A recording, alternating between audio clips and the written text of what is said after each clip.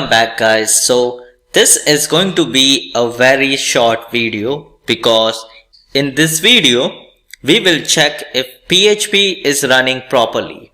So I will clear the screen and create a file called phpinfo.php, and in here I will click on I to get into the insert mode, and I will type this short line which is opening brackets, which basically says that this is a PHP code with this connotation.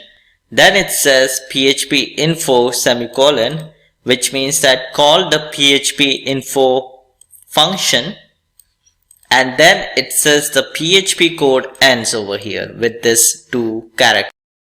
This is a simple PHP code, and I will click on escape to get out of the escape mode, :W and Q to save and quit. And now if I go to my website, I can do /phpinfo.php, which is this file, and we are in HTML.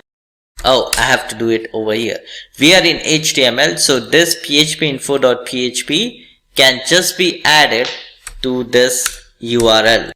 So if I run this, you will see my PHP version. So this basically says that this is the PHP version that I am running on my web server, and it gives me other details right over here. All of this is not relevant.